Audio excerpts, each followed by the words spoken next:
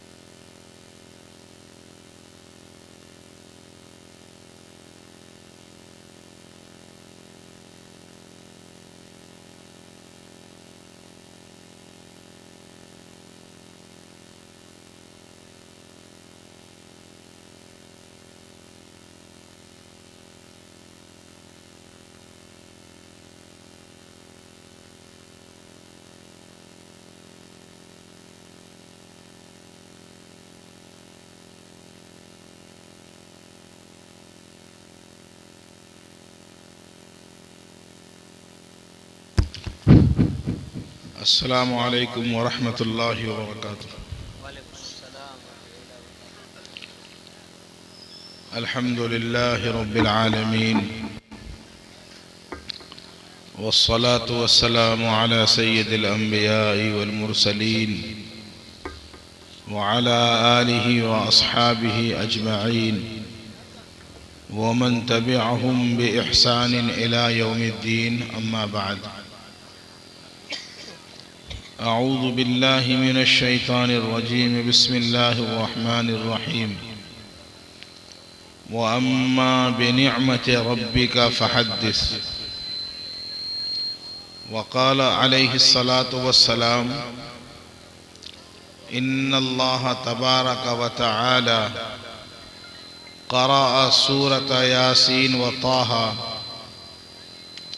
क़ब्ल अन यख़्लुक़ अस्समावाति वल अर्द बिअल्फ़ि आमिन। फ़लम्मा समिअतिल मलाइकतु क़ालत तूबा लिउम्मतिन तंज़िलु हाज़ा व तूबा लिअजवाफ़िन तहमिलु हाज़ा व तूबा लिअल्सिनतिन ततकल्लमु बिहाज़ा। सदक़ल्लाहुल अज़ीम व सदक़ रसूलुहुन नबियुल करीम। इंतहाई काबिल एहतराम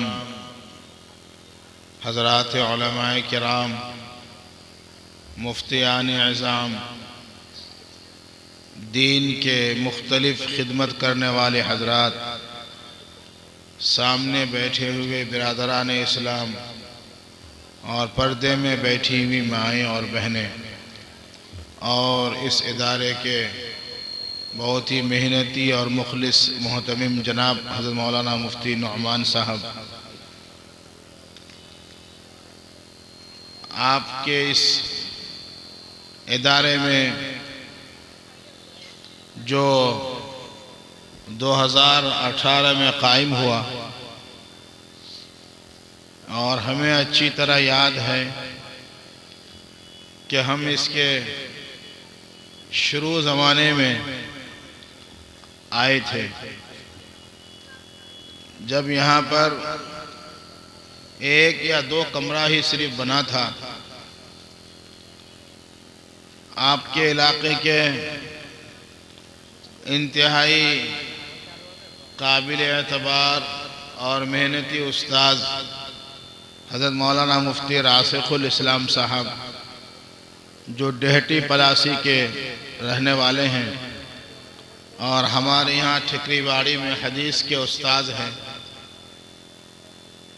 उनकी बरकत से इस बस्ती में पहली हाज़िरी हुई और आज भी मुफ्ती साहब ही की बरकत से हाज़िरी हो रही है।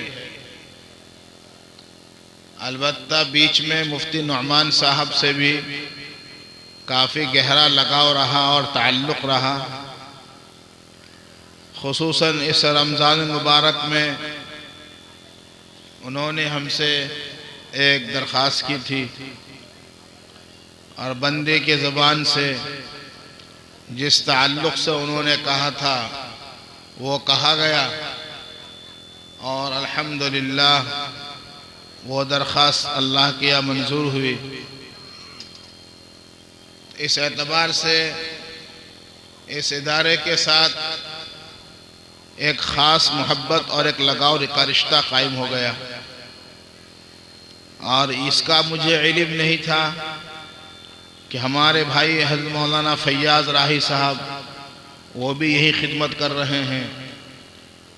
मैं उनको दूसरे मदरसे में खिदमत गुजार समझता था, मगर अभी जब मुलाकात हुई मालूम हुआ कि ये भी यहीं पर काम कर रहे हैं तो और ख़ुशी हुई कि अपने लोग अल्हम्दुलिल्लाह मुनासिब जगहों पर काम पर लगे हुए हैं। अपने मुतअल्लिक़ीन का और मुहिब्बीन का जब सही जगहों पर काम पर लगा हुआ देखते हैं तो राहत मिलती है कि लोग काम कर रहे हैं। और वैसे भी आपका अररिया ज़िला जो अल्हम्दुलिल्लाह दावत व तबलीग के एतबार से भी, मदारिस के एतबार से भी और मकातिब के एतबार से भी, खुसूसन दावत व तबलीग के एतबार से हमारे इन चंद ज़िलों में ये ज़िला एक मुमताज़ मकाम रखता है। और इस ज़िले में हमारे बुज़ुर्गों की ख़ासी निगाह है। खुसूसन हज़रत अलहाज हज़रत मौलाना मुनव्वर हुसैन साहब रहमतुल्लाह अलैह ने इस ज़िले को खूब सींचा है और संवारा है। और आज भी हज़रत के दामाद हज़रत मौलाना अनवर साहब दामद बरकातुहुम इसकी निगरानी फरमाते हैं। तो आपके इस ज़िले के साथ और फिर इन इदारों के साथ एक गुना खुसूसी ताल्लुक़ है। और आज के इस इजलास में जब यह बात मालूम हुई कि 2018 से लेकर अब तक 46 बच्चों ने यहाँ हिफ्ज़ कुरान मुकम्मल कर लिया और आज की दस्तारबंदी में 6 बच्चे कुरान करीम के हाफिज बन रहे हैं। जाहिर है कि 2018 में जब मदरसा कायम हुआ होगा तो यहाँ तो मदरसे वाले लोग बैठे हुए हैं, ये जानते हैं कि शुरू का 2-3 साल तो नूरानी कायदा नाजराही में लगा होगा, तो 2020 तक तो ज़्यादा हाफिज बनने का सवाल ही नहीं था। तो गोया के हाफिज बनने का सिलसिला उसूली तौर पर 2020 से ही शुरू हुआ होगा और 2020 के बाद ये 2024 है और 25 की शुरुआत है। तो गोया कुल 4 साल के अरसे में मौलाना मुफ्ती नुअमान साहब ने आप हजरात को 46 बच्चे हाफिज बनाकर पेश किए। आप थोड़ा तवज्जो कीजिएगा कि इतने कम वक्त में और मुख्तसर वक्त में 46 बच्चों का हाफिज कुरान बन जाना। एक मरतबा हमारे हज़रत मौलाना मुफ्ती सलमान साहब मंसूरपुरी दामद बरकातुहुम हमारे यहाँ तशरीफ़ लाए और उन्होंने एक बात कही कि इन मदारिस के अंदर इजलास कायम करने की ज़रूरत क्या है, उस पर गुफ्तगू फरमा रहे थे। तो बहुत सी बातें हज़रत ने की, उसमें एक अहम बात ये कहा कि मदारिस में इजलास इसलिए भी कायम किया जाता है चूँकि इन मदारिस की जो बुनियाद है, इनके पीछे जो मालियत का निज़ाम है, इनके पीछे जो इखराजात का निज़ाम है, इन इखराजात का कोई मुस्तकिल और मजबूत निज़ाम नहीं होता। कोई भी मदरसे का मुदर्रिस या मुहतमिम पूरे साल का खर्चा लेकर नहीं बैठता है,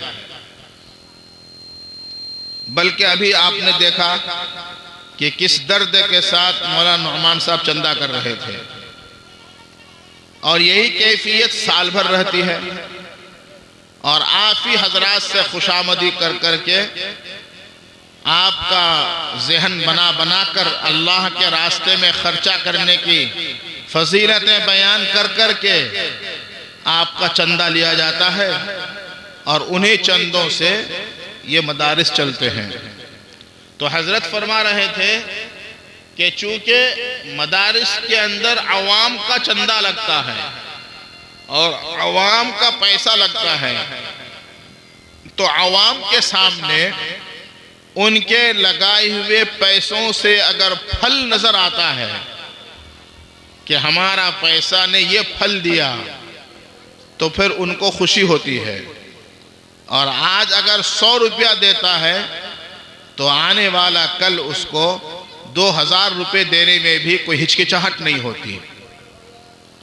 चुनांचे मेरा जहां तक इल्म है, मुफ्ती नुअमान साहब के इस मदरसे का माली तावन और चंदे का जो निज़ाम है वह आपके इलाके और अतराफ से ज़्यादा है। वजह उसकी यह है कि इन्होंने इलाके पर मेहनत की और इलाके पर मेहनत करके ज़्यादा हुफ़ाज़ इन्होंने इलाके के तैयार किए और आसपास के गांव के बच्चे यहाँ से हाफिज़ कुरान बन रहे हैं। तो आप अपनी आँखों से नकद नफ़ा देख रहे हैं कि भाई हमारा बच्चा हाफिज़ होकर यहीं आया, तो आपको पैसे देने के अंदर कोई हिचकिचाहट नहीं है। ठिकरी बाड़ी मदरसे के बारे में आप हजरात बार बार सुनते हैं। अभी बुध के दिन जलसा हुआ, 47 बच्चे मौलाना बने, 43 बच्चे हाफिज़ कुरान बने। सिर्फ 8-10 साल की मुद्दत में 700 बच्चे हाफिज हुए और 500 के करीब बच्चे आलिम बन गए। और ख़ास बात यह है कि वहाँ इस साल 990 बच्चे दाखिल रहे, 990 हॉस्टल में।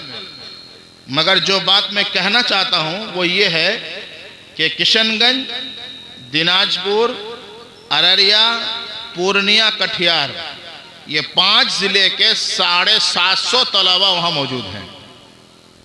हालांकि 8 सूबों के 30 ज़िले के तलबा तालीम हासिल कर रहे हैं, लेकिन जो चीज़ नोटिस करने की है कि हमारे करीब के ज़िलों को क्या नफ़ा हो रहा है, ये जो नोटिस करने की चीज़ है कि दिनाजपुर के 460 तलबा हैं, किशनगंज के 250 तलबा हैं, आपके अररिया के 55 तलबा हैं और 2 उस्ताद हैं, मुफ्ती राशिद साहब, मुफ्ती कारी सऊद साहब।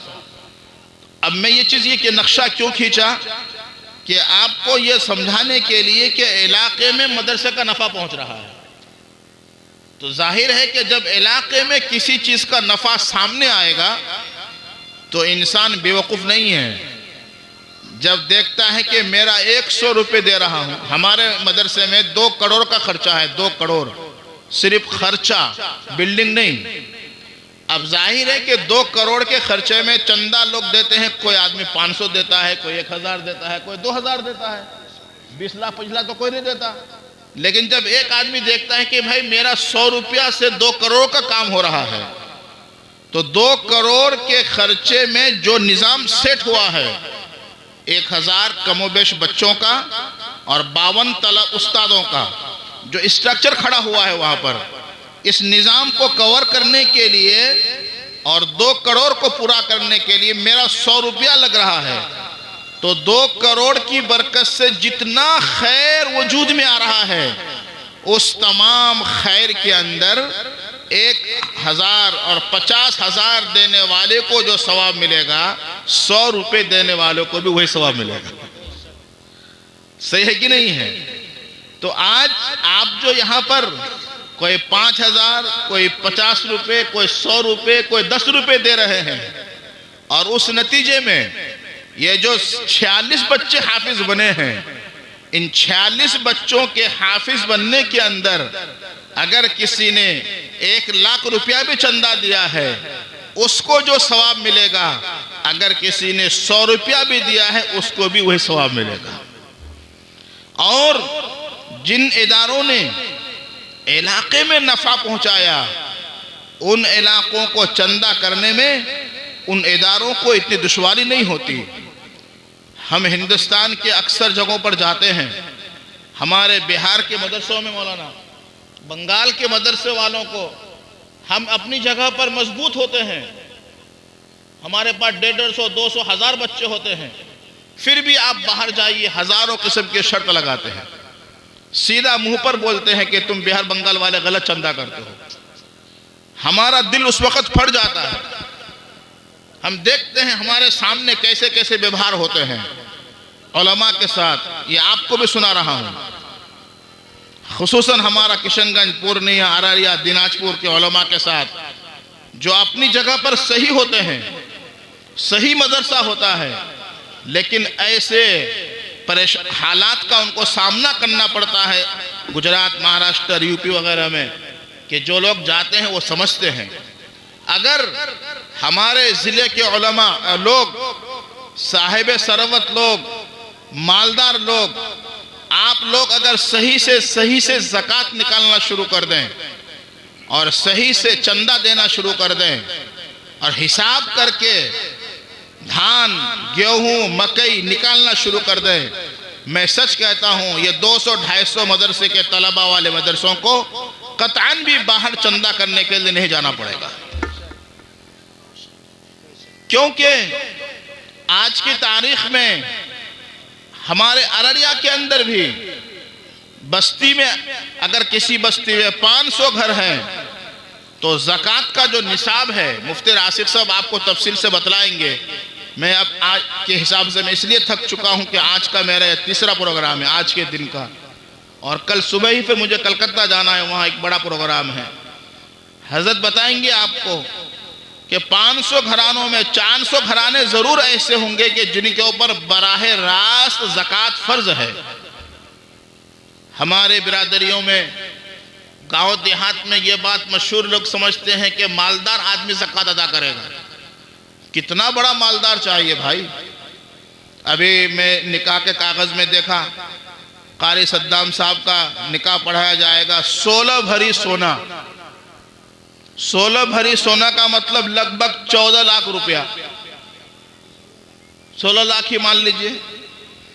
जहां की शादियों में 14 लाख 15 लाख सोना जो है दैन महर हो, हम किस मुंह से बाहर जाकर कहेंगे कि हमारा इलाका गरीब है।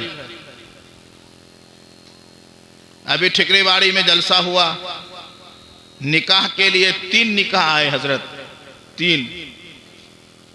माशाअल्लाह मत कहिए, आगे की बात सुनिए पहले क्या हुआ। उसमें हजरत मुफ्ती सलमान साहब के हाथ में हमने कागज दिया। हजरत ने देखा कि दैन महर 5 लाख और एक में है दैन महर 3000, एक में है दैन महर 4 लाख। तो हजरत कहने लगे दूल्हा कौन है? वो दूल्हा कुछ बोलने नहीं पा रहा था। तो हजरत ने कहा कि ये 5 लाख तुम अदा कर सकोगे? उसके बाद वो कुछ बोलता ही नहीं है, बका हो गया वो। तो जो उसके साथ आया था वकील, वो कहा हमारे समाज में ऐसा ही चलता है। तो हजरत फरमाने लगे कि समाज में चलता है या शरीयत में चलता है? फिर हजरत ने हमें वहां कहा कि स्टेज पर, सुनिएगा बात को, जब जलसे में स्टेज पर कोई निकाह पढ़ा हो तो वहां ये सब चीज देख लो कि दैन मेहर वगैरह सब शरीयत के दायरे में हो, क्योंकि यहां से एक मैसेज जाएगा। और फिर मुफ्ती सलमान साहब को तो आप जानते हैं, नायब अमीरुल हिंद है। हजरत ने फरमाया कि अगर मैं इस तरह का निकाह पढ़ा दूं तो लोग ये कहेंगे कि भाई बड़े बड़े हजरत लोग जो पढ़ाते हैं तो हम क्यों नहीं पढ़ाएंगे, फिर हम क्यों नहीं पढ़ाएंगे।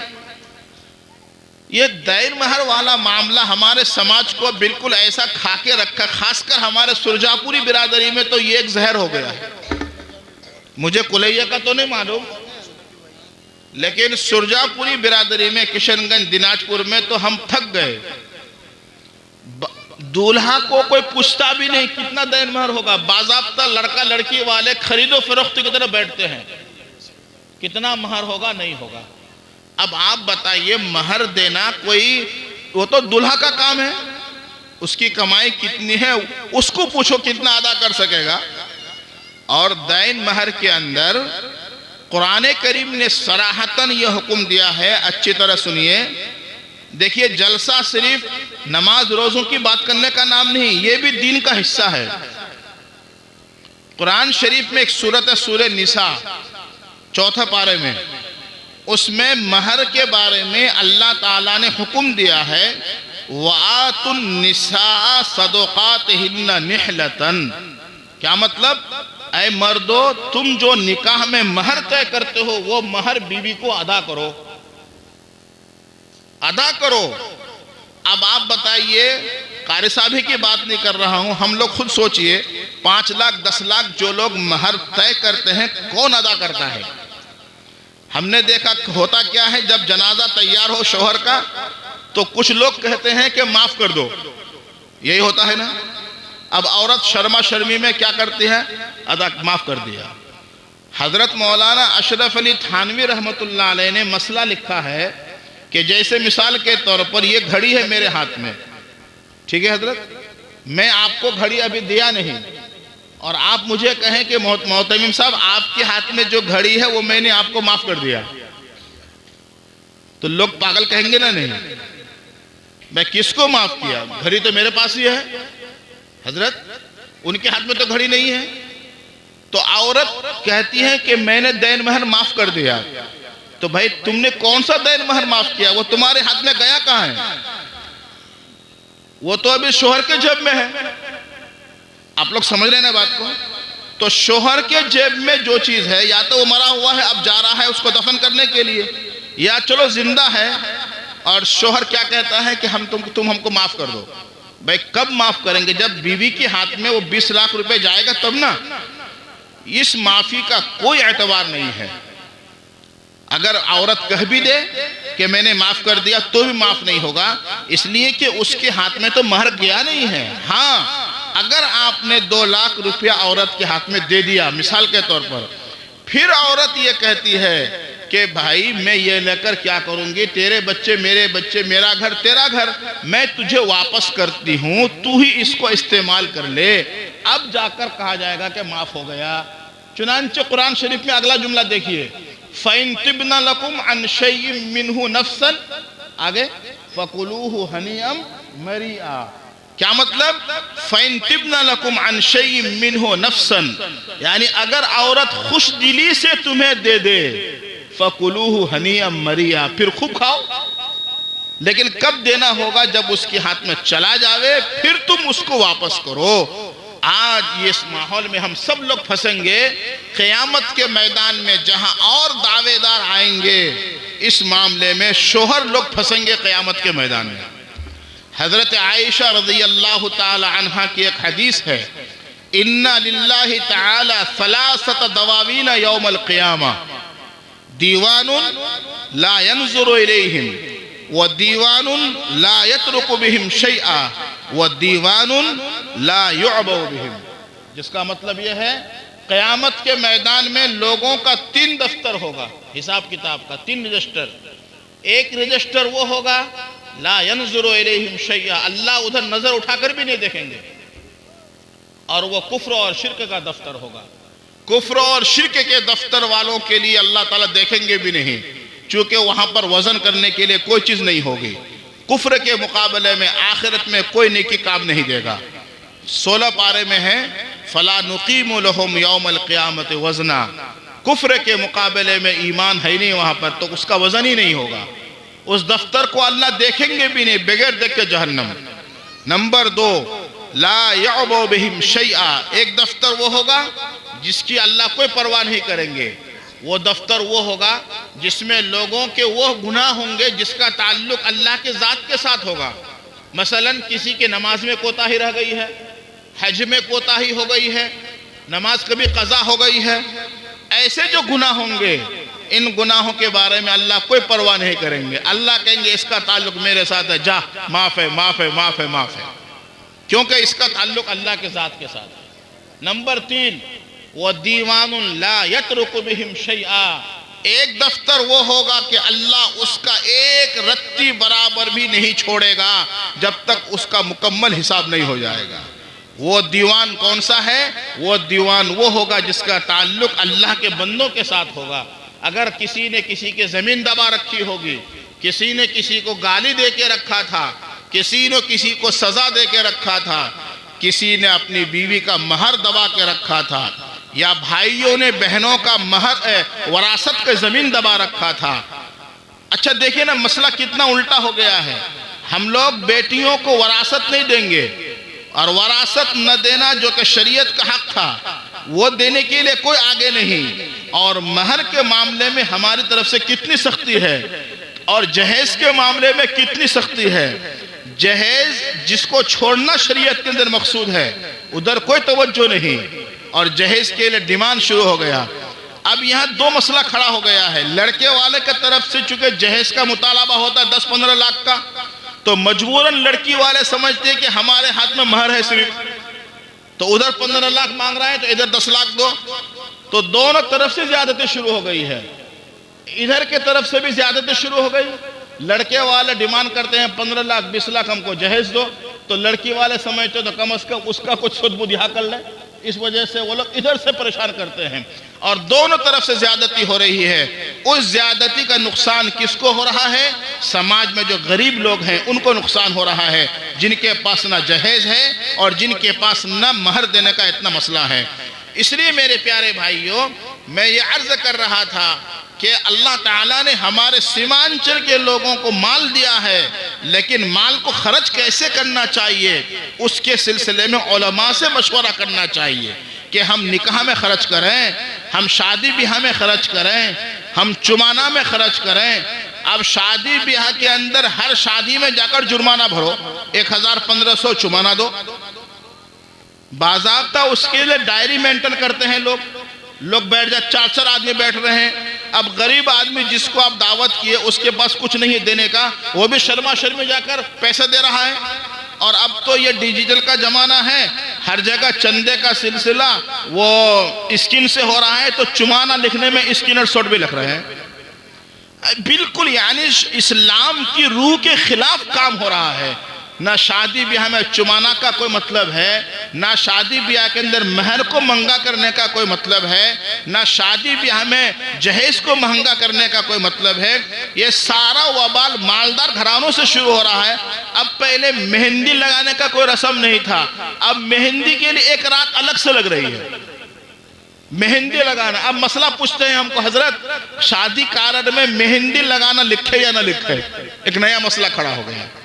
अब आप बताइए ये सारी दुश्वारी क्यों है? उलमा के साथ ताल्लुक न रखने की वजह से। अगर आप उलमा से ताल्लुक रख, उनको पूछे कि हजरत अब मेरा बेटा बेटी का शादी का टाइम आ रहा है, अब मुझे क्या करना चाहिए, आप हमको मशवरा दीजिए, वो आपको सही रास्ता बताएगा। लेकिन हम इसकी ज़रूरत ही महसूस नहीं करते। हम कहते हैं मेरा माल है, मैं जैसा चाहूँ खर्च करूँ, मेरा माल है। तो भाई तुम्हारा माल तो होगा, लेकिन तुम अपने माल का इस तरह मालिक नहीं हो कि जैसे चाहे खर्च करो। शरीयत ने तुमको माल देकर, कुरान मिशकात शरीफ की हदीस है जहाँ क़यामत के अंदर 5 सवाल होगा, 5 में से 2 सवाल ये भी है कि माल कहाँ से खर्च कमाया और कहाँ से खर्च कैसे खर्च किया। तो ये 2 सवाल तो मौजूद है वहाँ पर कि माल कैसे कमाया और कैसे खर्च किया। समझ रहे ना बात को? जब ये 2 सवाल मौजूद है तो आप कैसे कह सकते हैं कि मेरा माल मैं जैसा चाहूँ खर्च करूँ? ऐसा नहीं मेरे भाई, हमें हर हालत में इन उलमा और बुजुर्गों के साथ ताल्लुक़ रखना चाहिए। बहरहाल मैं इस पर बात कर रहा था कि आप हजरात से गुजारिश है कि आप रमज़ान आ रहा है, इससे पहले मुफ्ती साहब आपको तफसील से बतला देंगे, ज़कात का निज़ाम सेट कीजिए। 2 चीज़ें होती है, एक ज़कात और एक सदका, और एक धान मकई वगैरह का। यही सब अगर ठीक आप लोग अदा कर दें, यकीनन ये 50, 60, 70 लाख के लिए हमें बाहर सफ़र नहीं करना पड़ेगा। अपने इलाके से ये मदरसे चलेंगे, और ख़ासकर वो मदरसे जो हर साल हमें फल दे रहा है, बाफैज़ इदारे। आपका ये इदारा एक बाफैज़ इदारा हो गया कि आपको हर साल हाफिज़ कुरान दे रहा है। अभी मालूम हुआ कि हाफिज़ सद्दाम साहब जिनका निकाह होगा, इनके हाथ से 46 बच्चे हाफिज बन गए माशाअल्लाह। कोई मामूली बात है?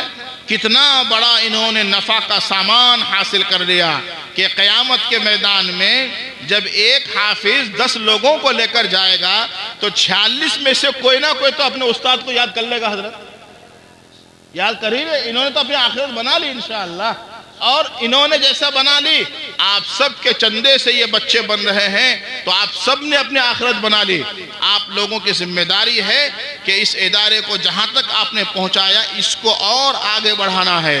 इसके जो मकासद है इन मकासद की तकमील में आपको लगना है और मुफ्ती साहब को इतना चिल्ला चिल्ली करने के लिए मौका नहीं देना है। आपको मुतमईन कर देना है कि हजरत आप आगे बढ़ते रहिए, हम अपना पैसा खुद लाकर पेश करेंगे। ये माहौल बनाइए यहाँ पर आसपास में, तो इंशाअल्लाह ये जलसे सालाना भी हमारा चलता रहेगा। दाखला के टाइम में कम से कम आधा खर्चा आप लोग दे दीजिए। एक तालिबे इल्म के पीछे साल में 20,000 रुपया खर्चा होता है ठिकरी बाड़ी में, यहाँ भी 18,000 होगा ही कम से कम, तो 18-17,000 रुपये खर्चा होता है। आप अपने बच्चे का खाने वाला खर्चा कम से कम दे दीजिए। खाने वाला खर्चा कितना होता है? 7-8 हज़ार। अगर आप एक बच्चे का 7-8 हज़ार रुपया साल में दे देंगे, बताइए अगर 100 बच्चे हैं और 100 बच्चे के गार्जियन ने 8,000 रुपया करके दे दिया तो एक बड़ी रकम तो वहीं से आ जाएगी, वहीं से आ जाएगी। एक जहन बनाना पड़ेगा। एक ही घर से हमारा बच्चा स्कूल में जा रहा है, हम उसका ट्यूशन फीस, स्कूल फीस, दाखिला फीस सब कुछ दे रहे हैं, और वही बच्चा मदरसे में आ रहा है तो खाने का फीस भी देने के लिए हमारा मिजाज नहीं है। अगर आप हजरात भी थोड़ा थोड़ा मिजाज को बनाएंगे तो इंशाअल्लाह इन मदरसों का निज़ाम भी बहुत अच्छा चलेगा।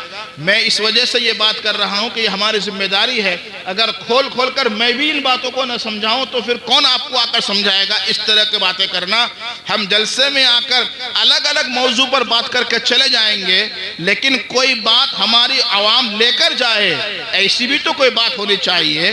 तो मेरी गुजारिश है आप लोगों से कि निकाह और जहेज और शादी और चुमाना के बारे में अपने नज़रियात को बदलिए। मदरसे में बच्चों को पढ़ाने के ताल्लुक से कुछ न कुछ खर्चा अपने ज़िम्मे लीजिए।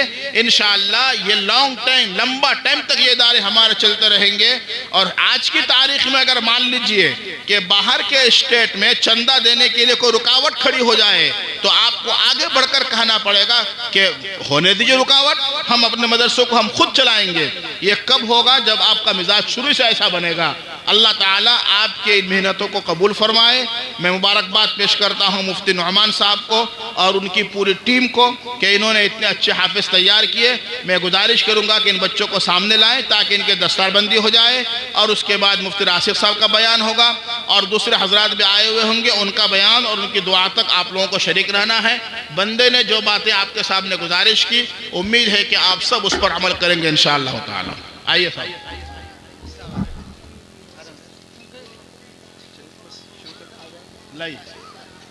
हजरत मुफ्ती नौमान अख्तर साहब आप स्टेज पर तशरीफ लाएं। जिन बच्चों की दस्तारबंदी है वो आगे आ जाए।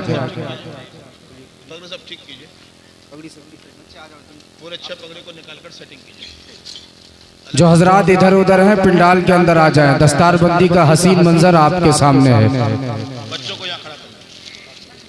6 हुफ़ाज़ कराम के सर पर दस्तार हजरत सदर मोहतरम के दस्ते मुबारक से रखी जाएगी। मैं तमामी हजरात से गुजारिश करता हूं कि पिंडाल में आ जाएं ताकि दस्तारबंदी का ये पुरकैफ और हसीन मंजर को आप कैद कर सके अपनी निगाहों में।